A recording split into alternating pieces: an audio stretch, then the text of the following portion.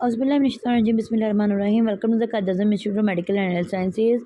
Community health for LHS part 2 में हम लोग पढ़ रहे हैं न्यूट्रिशन, और आज का हमारा टॉपिक है डिग्री ऑफ मेल न्यूट्रिशन। ठीक है, देखिए, according to Harvard standard there are three degrees of malnutrition developing depending upon wait.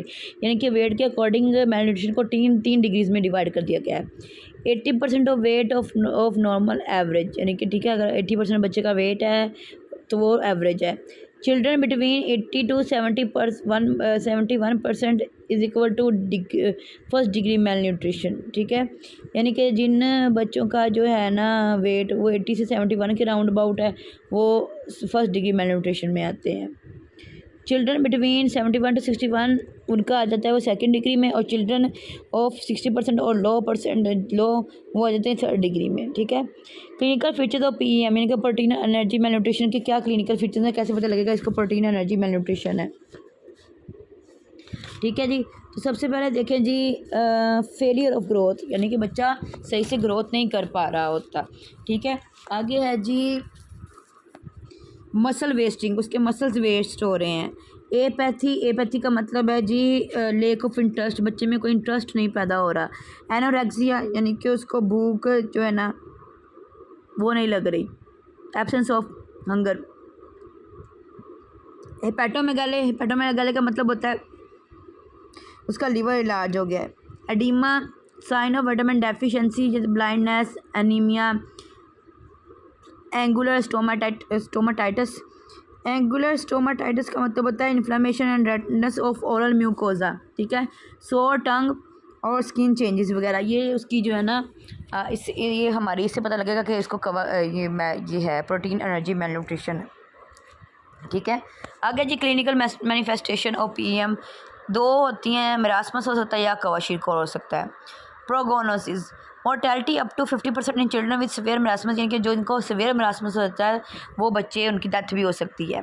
Severe PEM affect by development in early childhood, so there is intellectual impairment and behaviour abnormality. तो उन्होंने बोला है severe PEM अगर तो childhood में हो गया ना, अर्ली चाइल्डहुड में हो गया है, जब उसकी डेवलपमेंट की स्टेज थी, तो उसको ना ज़हनी तौर पर भी मसला हो सकता है, और उसका बिहेवियर भी जो है उसको एबनॉर्मेलिटीज़ हो सकती हैं। Different diagnosis of PEM. ठीक है, अब डिफरेंट डायग्नोसिस देखिए क्या है जी। कांस्टेंट साइन, ठीक है, मेरास्मस के और क्वाशिरकोर के। एडीमा इसमें नहीं होता, इसमें होता है क्वाशिरकोर में। ग्रोथ रिटार्डेशन इसमें भी होती है और इसमें कम होती है, यानी कम होता है। ठीक है, तो इसमें 4+ है, इसमें 2+ है। वेट लॉस मेरास्मस में ज़्यादा होता है और क्वाशिरकोर में कम होता है। मसल वेस्टिंग मेरास्मस में ज़्यादा होती है और क्वाशिरकोर में कम होता है। फैट लॉस इसमें ज़्यादा होता है, इसमें बहुत कम होता है। हेयरी चेंजेस इसमें एब्सेंट है और इसमें प्रेजेंट है। डिसपिगमेंटेशन ऑफ स्किन, यानी कि स्किन का कलर ख़राब होना, इसमें एब्सेंट है, इसमें प्रेजेंट है। अनीमिया इसमें कम होता है, क्वाशिरकोर में ज़्यादा होता है। वेस्टेड फेस इसमें ज़्यादा होता है, इसमें मून फेस, यानी कि चेहरा फूल जाता है, इसमें चेहरा कमज़ोर हो जाता है मेरास्मस में। हेपेटोमेगाले यूजुअली एब्सेंट मेरास्मस में है, लिवर इनलार्जमेंट नहीं होती लेकिन क्वाशिरकोर में होती है। डिहाइड्रेशन मेरास्मस में होती है लेकिन क्वाशिरकोर में नहीं होती। अब हम लोग पढ़ेंगे prevention and control. Food sanitation, meat inspection. सबसे पहले the food animal must be free from infection, जितने भी एनिमल सोर्सेज हैं ना वो इन्फेक्शन से फ्री होने चाहिए। This can be insured bye there examination by veterinary staff both before and after slaughter. उन्होंने बोला ये वेटरनरी जो होते हैं ना स्टाफ, उनका काम होता है कि वो इसको ज़िबा करने से पहले भी और बाद में भी अच्छे से चेक कर लें। Personal hygiene, a high standard of personal hygiene among individual engaged in the handling preparation and cooking of food is needed, यानी कि जो बंदे भी फूड को हैंडल कर रहे हैं, ठीक है, जो इसको फूड को हैंडल कर रहे हैं, तैयार कर रहे हैं, पका रहे हैं, तो उसको चाहिए कि अपने हाथ साफ रखें। Food handlers, those suffering from infected wound, boil, diarrhea, dysentery, throat infection, example etc. should be excluded from food handling। जिन बंदों को इन्फेक्शन होगा, वाउंड होंगे, ज़ख्म होंगे, या छाले पड़े होंगे, या डायरिया होगा, या डिजेंट्री होगी, या कोई थ्रोट इन्फेक्शन होगा, वो बंदे खुराक को हैंडल नहीं करेंगे। The medical inspection of food handler required in many countries, बहुत सारे कंट्रीज़ में उन्होंने बोला है जो फूड हैंडलर्स होते हैं ना, जो खुराक को हैंडल कर रहे होते हैं, उनकी भी इंस्पेक्शन की जाती है। Food handling techniques, the handling of ready to eat food with bare hand should be reduce to minimum, यानी कि नंगे हाथों से जो फूड तैयार शुदा है वो सर्व करना कम करना चाहिए। Time between preparation and consumption of food should be kept short, यानी कि तैयार होने से लेकर खाने तक का जो टाइम है ना खुराक का, उसका कम होना चाहिए वो। The importance of rapid cooling and cold storage must be stressed, उन्होंने बोला है रैपिड कूलिंग और जो कोल्ड स्टोरेज है उनको भी स्ट्रेस्ड हमें करना चाहिए, ठीक है, उनको भी देखना चाहिए। Milk product and egg product should be pasteurise, जो मिल्क प्रोडक्ट है और एग वगैरह इनको पास्चराइज करना है, यानी कि बॉयल नहीं करना, पास्चराइज करना है, यानी कि जो लो फ्लेम पे हम लोगों ने लो टेम्परेचर पे सिर्फ उनको बॉयल आने से पहले जो गर्म करना है। Thorough cooking, food must be thoroughly cooked, खाने को अच्छे से पकाना है। The heat must penetrate the centre of the food leaving thereby no cool spot, यानी कि खाने के अंदर तक जो है ना हीट जानी चाहिए ताकि कोई भी जगह ठंडी ना रह जाए। Most food poisoning organism are killed at temperature over 60 degree centigrade, बहुत सारे फूड पॉइजनिंग के जो ऑर्गेनिज्म है जब वो टेम्परेचर 60 डिग्री सेंटीग्रेड में से गुजरते हैं तो वो किल हो जाते हैं।